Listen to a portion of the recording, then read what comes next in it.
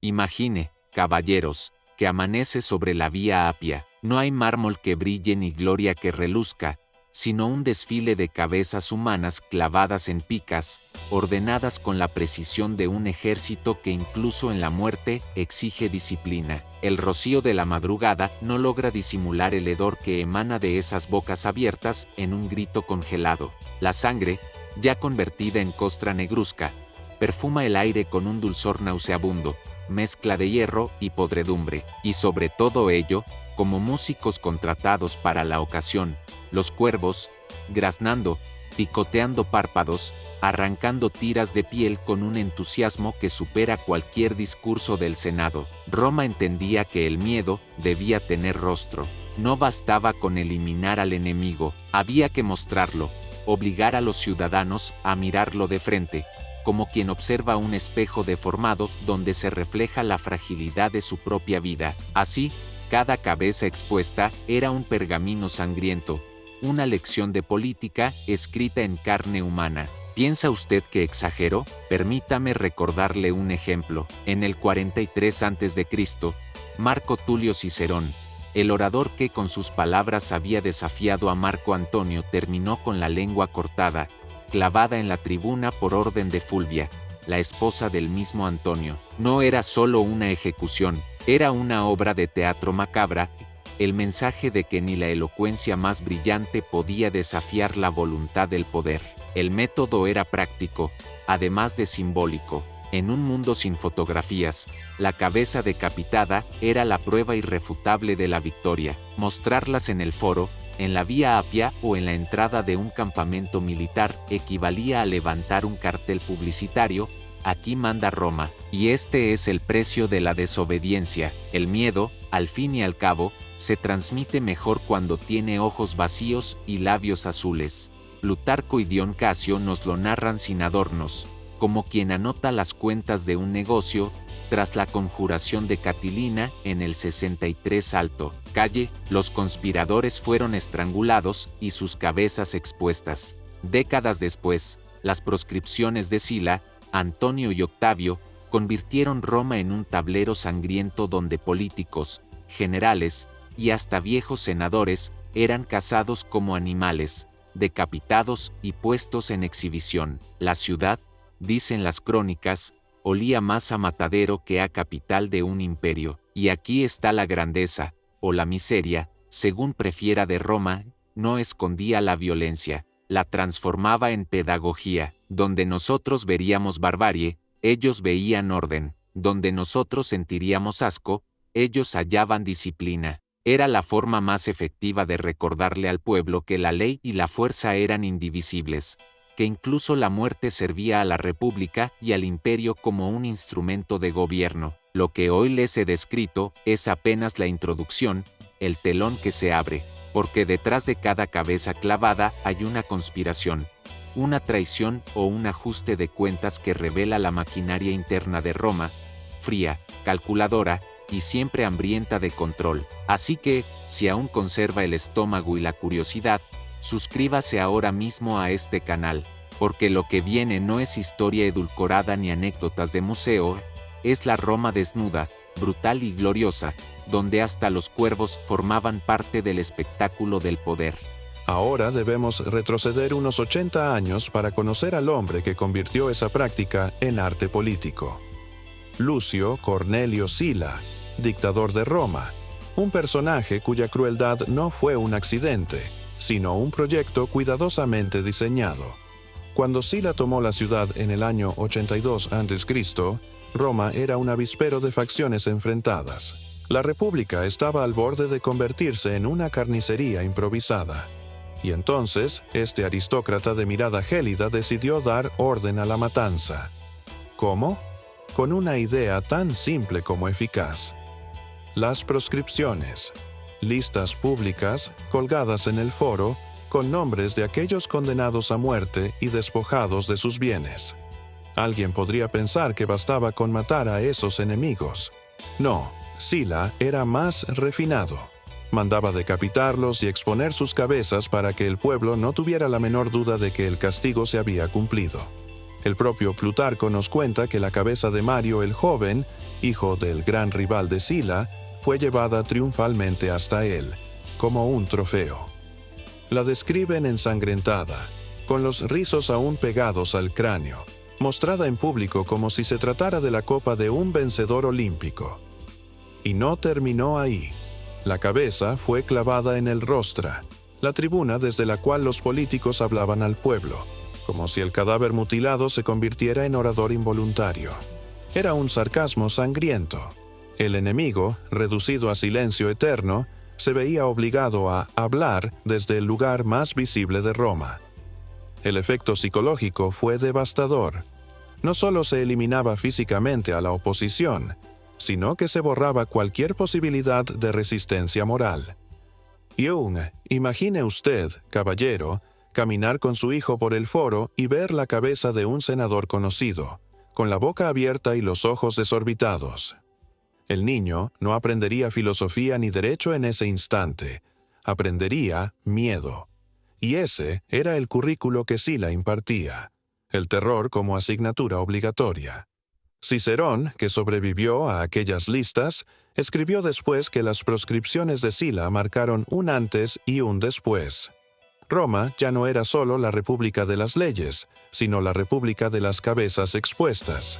Y lo más irónico, aquí está el sarcasmo que la historia nos regala, es que Sila, tras haber decapitado, exhibido y arrasado sin piedad, renunció a la dictadura y se retiró a vivir tranquilamente en su villa como un anciano respetable.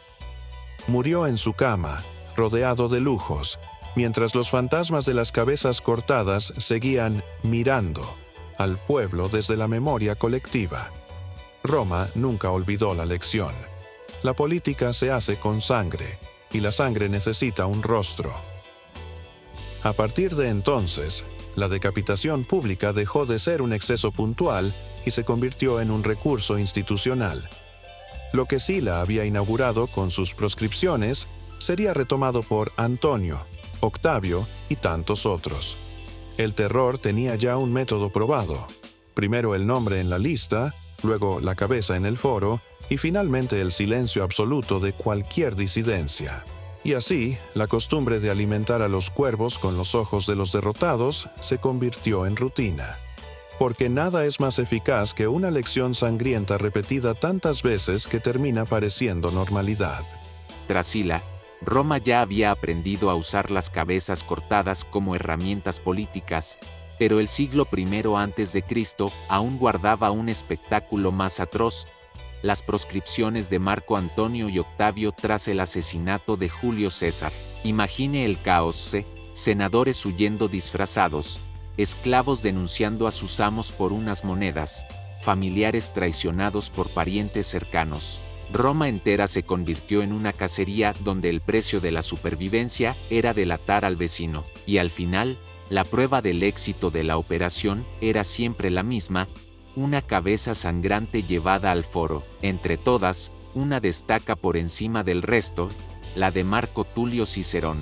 El hombre que había dado voz a la República con su elocuencia terminó reducido a un trofeo grotesco. Lo capturaron cuando intentaba escapar hacia la costa, lo decapitaron, cortaron también sus manos, esas que habían escrito contra Marco Antonio, y llevaron todo el macabro conjunto a Roma. Fulvia, la esposa de Antonio, decidió añadir su toque personal, tomó una aguja de oro y atravesó la lengua de Cicerón una y otra vez, como si cosiera el silencio. Después, su cabeza y sus manos fueron exhibidas en el rostra, allí donde tantas veces había hablado. ¿No es irónico? El orador más grande de Roma convertido en un muñeco descuartizado que callaba públicamente. El mensaje era claro: ningún talento, ningún prestigio, ninguna gloria pasada podía proteger a un hombre de la venganza política. Quien osara enfrentarse al poder debía saber que acabaría no solo muerto, sino expuesto, mutilado y ridiculizado.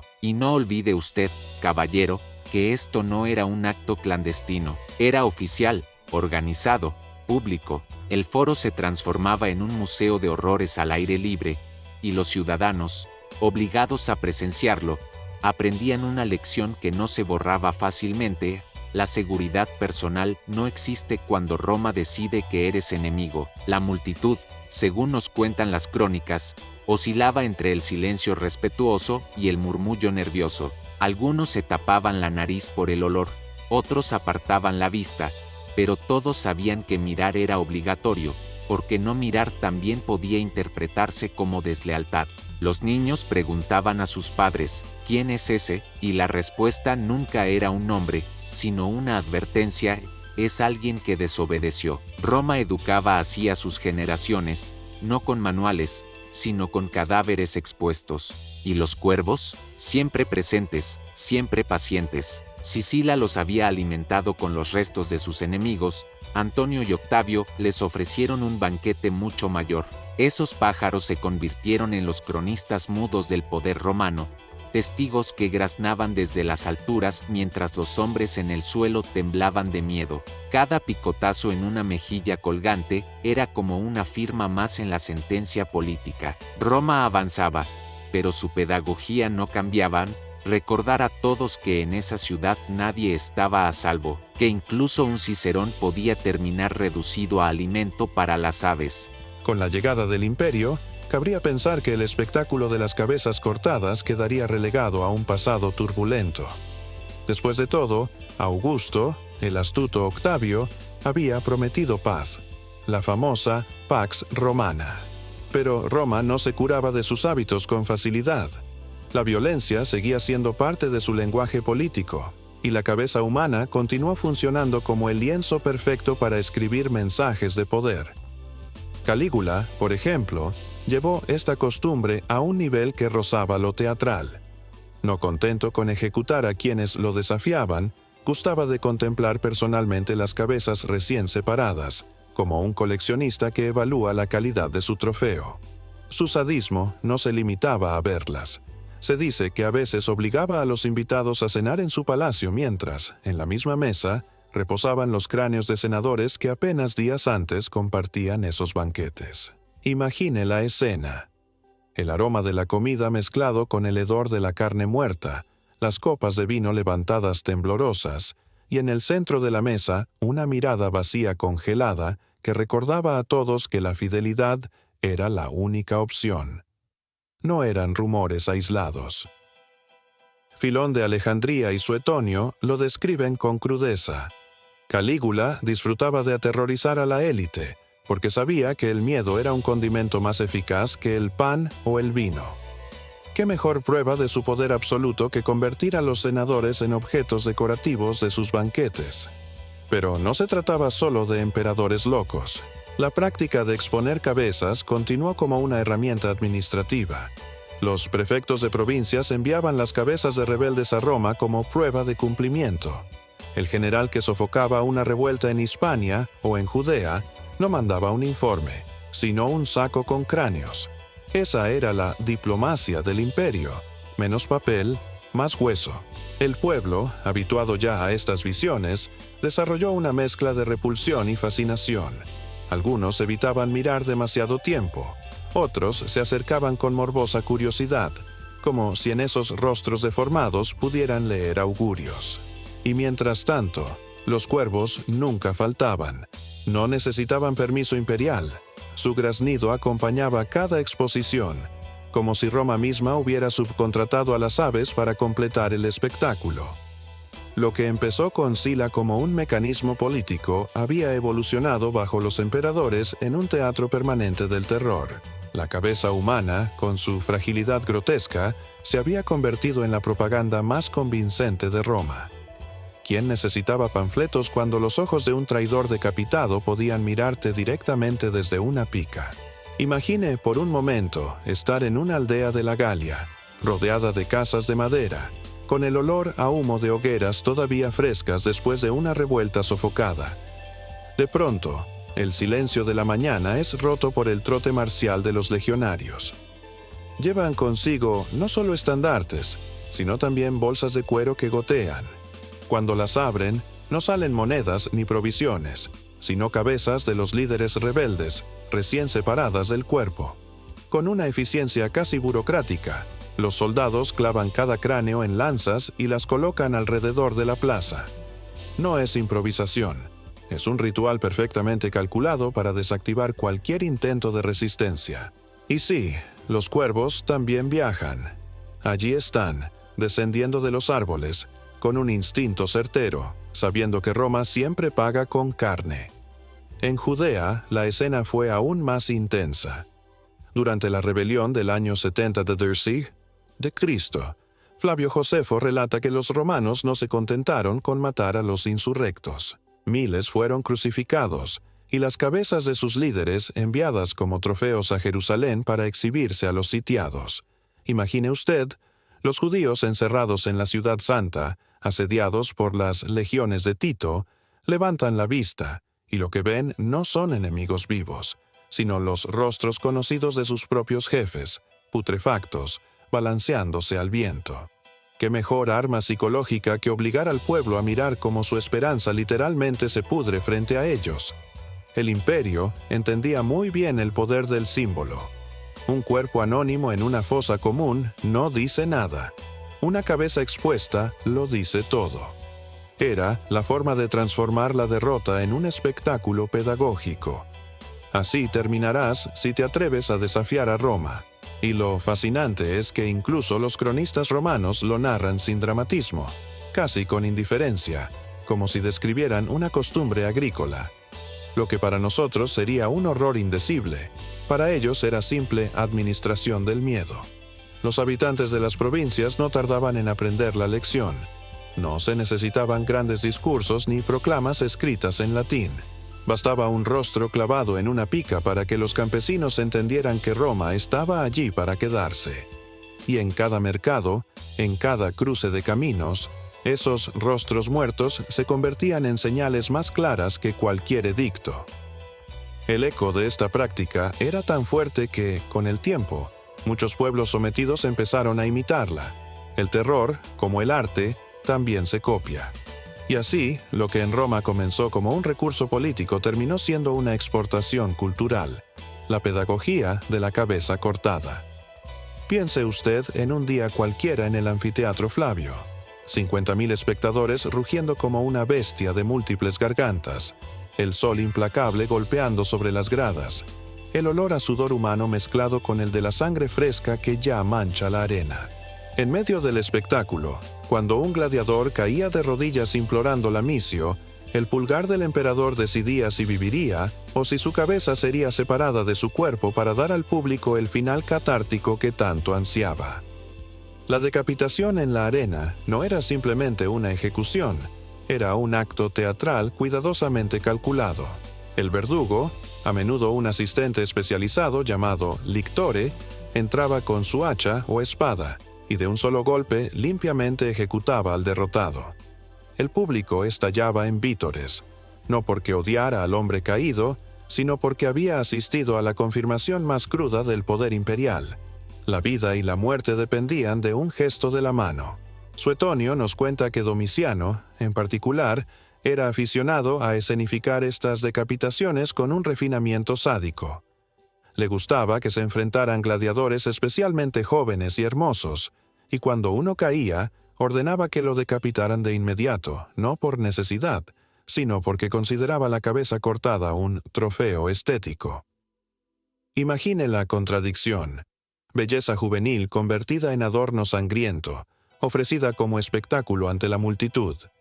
Y no se trataba solo de gladiadores, criminales condenados, prisioneros de guerra, y hasta inocentes que servían de chivos expiatorios eran decapitados públicamente en la arena, a veces disfrazados de personajes mitológicos. Se recreaban escenas como la decapitación de Medusa, pero con víctimas reales, cuyos cuerpos mutilados luego se arrastraban fuera como si fueran utilería.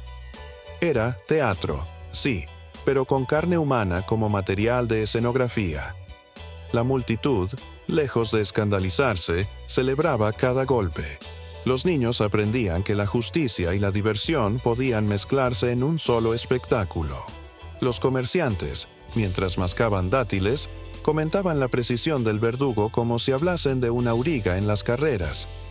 Roma lograba así algo que hoy nos parecería inconcebible: transformar la muerte violenta en entretenimiento familiar. Y los cuervos, claro, también tenían su parte.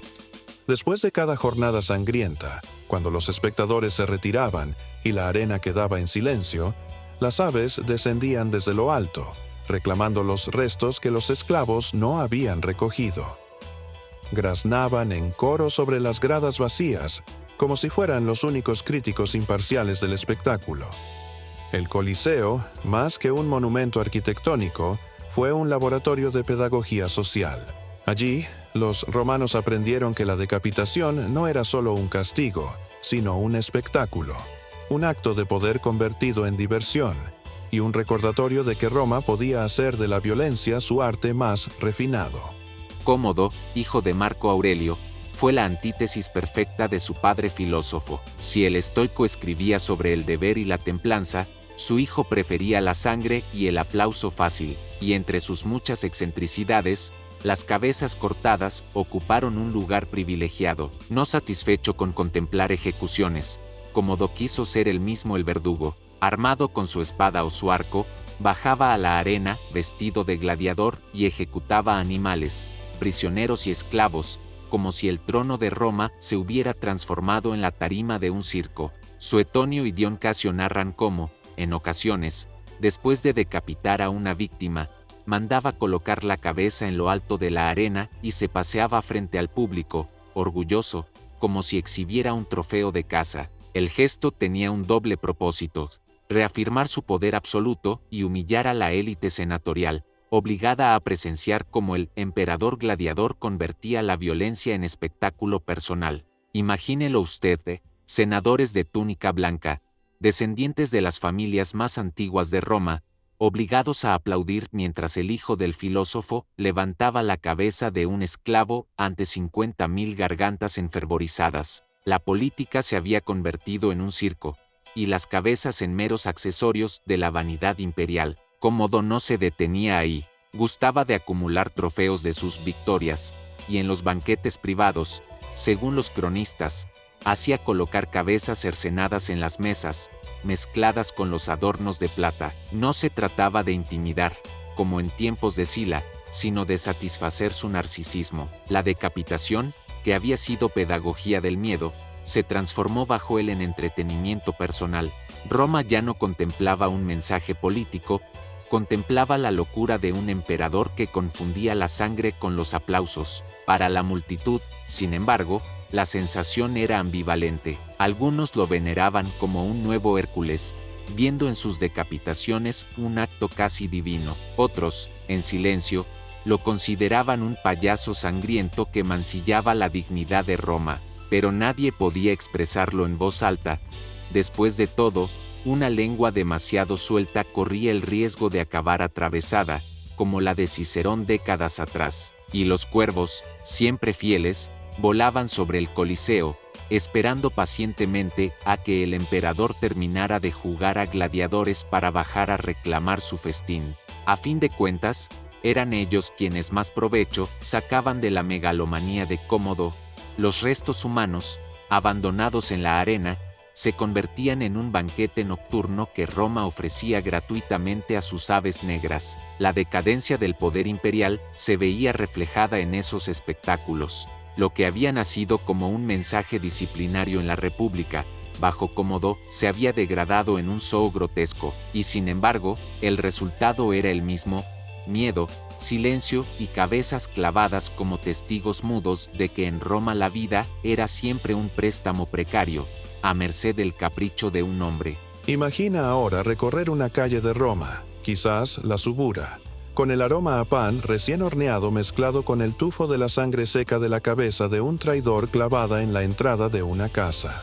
Los cuervos graznaban desde los aleros, picoteando párpados y orejas, mientras los niños, con ojos demasiado jóvenes para comprender, señalaban los cráneos y preguntaban a sus padres quiénes eran. La respuesta nunca era un nombre conocido. Era un aviso. Mira y aprende. Este es el destino de quien desafía a Roma. Así, desde temprana edad, la sociedad interiorizaba el terror como una lección más de educación cívica. Los comerciantes tenían un ingenio silencioso para sobrevivir. Mientras vendían aceitunas, telas o pan, esquivaban las miradas de los transeúntes que pasaban frente a las cabezas clavadas, evitando comentarios que pudieran interpretarse como crítica al poder. Para ellos, esas cabezas eran un recordatorio constante de que la vida era efímera, la fortuna cambiante y el favor del emperador o del gobernador la única garantía de supervivencia. Los esclavos, por su parte, aprendieron rápidamente que la prudencia era un valor de oro. No solo debían obedecer a sus amos, sino también medir cada palabra al pasar frente a un cráneo expuesto. Algunos, dicen los cronistas, llegaban a tocar los cuervos que graznaban sobre los restos, quizá como un gesto de reverencia, quizá como una forma instintiva de enfrentarse a la muerte diaria que los rodeaba. La violencia no era abstracta ni remota. Estaba presente en cada esquina, en cada mercado, en cada cráneo que se balanceaba al viento. El efecto psicológico era profundo. La repetición convertía el horror en rutina. El olor metálico de la sangre, el graznido de las aves, la mirada vacía de un rostro humano cortado, se integraban al paisaje urbano como si formaran parte del mobiliario. Y ahí residía la genialidad, o la malicia, de Roma. Enseñar poder sin necesidad de palabras, usando la muerte como lenguaje universal. La memoria de los caídos se mezclaba con la vida cotidiana, y cualquier intento de rebelión se ahogaba antes de nacer, aplastado por el peso del ejemplo. La exposición de cabezas no era un acto aislado ni una extravagancia de emperadores locos. Era la pedagogía de un imperio que entendía que el miedo es más eficaz que la ley escrita, que un rostro cortado puede enseñar más que un sermón, y que incluso las aves carroñeras eran cómplices involuntarios en la transmisión de poder. Cada cabeza clavada, cada graznido de cuervo, cada mirada de horror de un ciudadano, era una lección que Roma no dejaba de impartir. Domiciano, sucesor de Tito y hermano de Tito, continuó la tradición de convertir la violencia en teatro, pero con un matiz aún más calculador. A diferencia de Cómodo, cuya locura estaba marcada por el narcisismo, Domiciano sabía que el miedo podía ser más poderoso si se administraba con paciencia y precisión. Sus ejecuciones no siempre eran impulsivas. A veces esperaban semanas, con el público, los senadores y los curiosos anticipando cada movimiento. Cuando finalmente ordenaba la decapitación de un senador, de un traidor o de un esclavo acusado de conspiración, la cabeza no solo era clavada en la plaza, podía ser enviada a otra ciudad, exhibida en un mercado o colocada frente a un edificio público, recordando que Roma estaba en todas partes y que la justicia imperial no descansaba. Suetonio describe cómo Domiciano incluso implementó lo que podría llamarse circuitos de terror.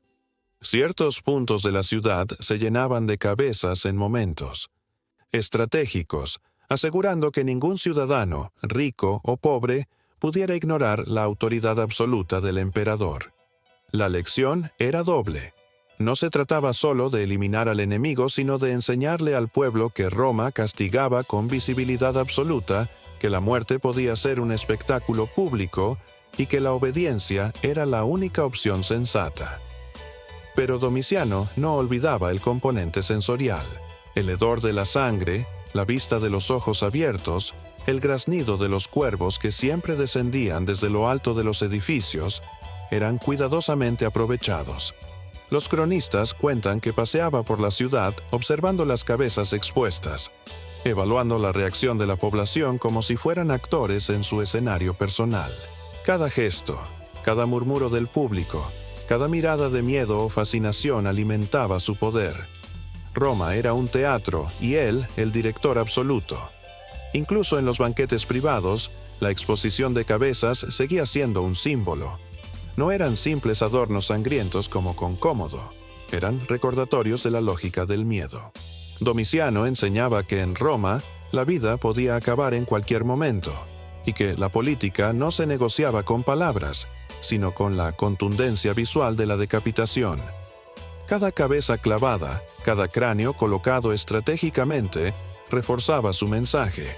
El poder era absoluto, la muerte era pública y el silencio era obligatorio. Así, bajo emperadores como Cómodo y Domiciano, Lo que comenzó como un instrumento político en tiempos de Sila se transformó en una tradición teatral, sádica y didáctica. La cabeza humana, más allá de ser un trofeo o un castigo, se convirtió en un símbolo de la autoridad de Roma, una herramienta para enseñar lealtad y miedo, y un recordatorio perpetuo de que en esa ciudad incluso la sangre más inocente podía ser utilizada para dictar la historia. Tras Domiciano, los emperadores posteriores heredaron una Roma acostumbrada a la sangre como lenguaje de autoridad. No todos fueron tan extravagantes como Cómodo, ni tan calculadores como Domiciano, pero el ejemplo estaba fijado. Una cabeza clavada en público equivalía a un decreto imperial imposible de ignorar. Los generales en las provincias copiaban la costumbre, enviando trofeos de guerra a Roma. Los emperadores, desde la seguridad de sus palacios, los mostraban como evidencia de su control sobre territorios distantes. Incluso los gobernadores de frontera, lejos del foro y del coliseo, aprendieron que la exposición de cabezas podía sofocar rebeliones antes de que se consolidaran. Tito, a pesar de su reputación como pacificador, comprendió el valor de la pedagogía sangrienta durante el sitio de Jerusalén en el año 70 v. Sí, Cristo.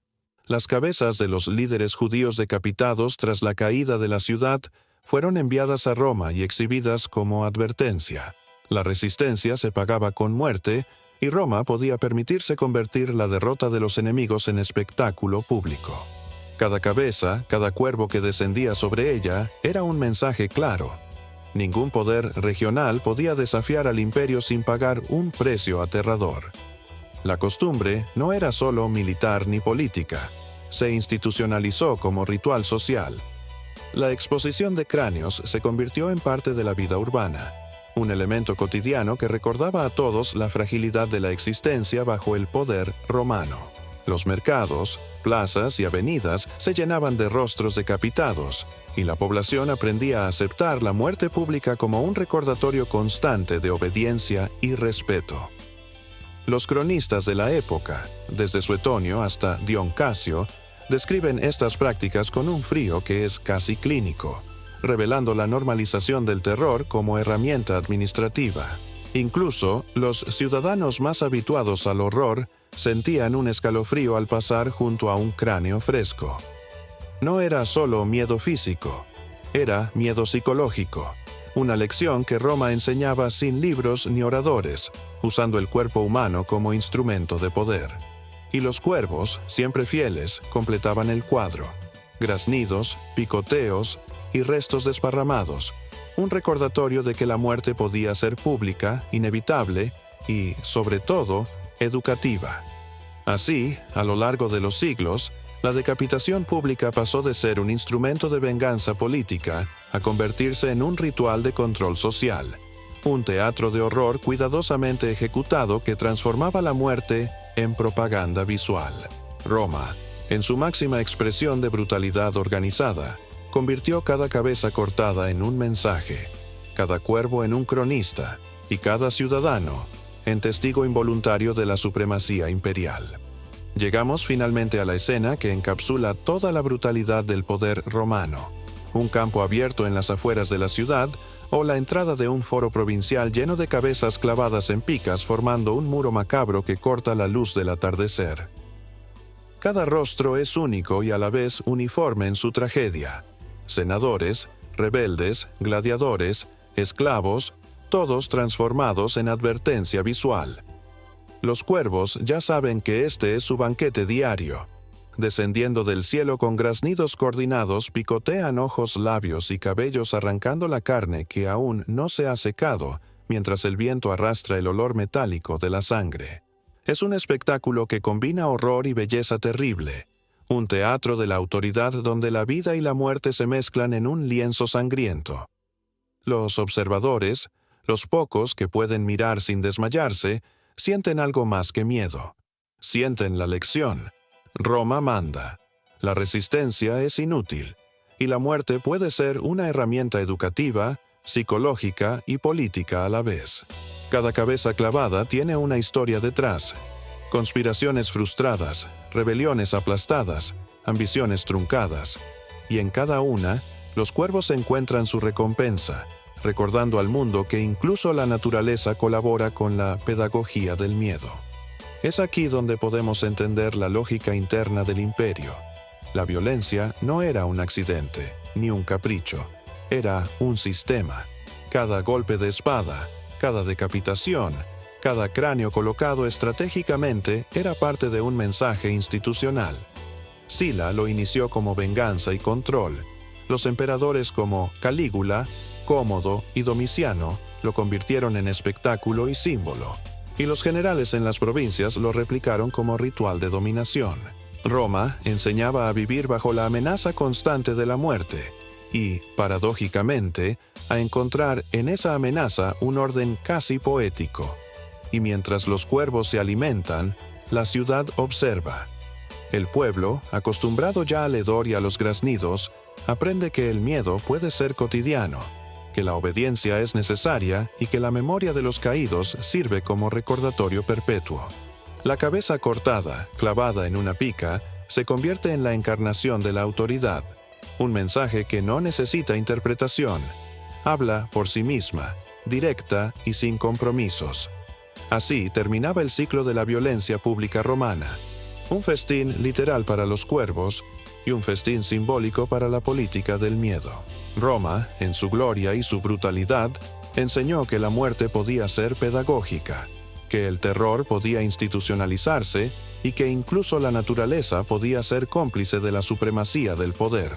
Los cráneos clavados, los graznidos y el silencio del pueblo formaban un triángulo perfecto de control. El espectador absorbía la lección, el perpetrador demostraba su poder, y los cuervos consumían la evidencia de la historia escrita en carne. En este escenario final queda claro que la decapitación pública no fue un simple castigo, sino una declaración absoluta de dominio.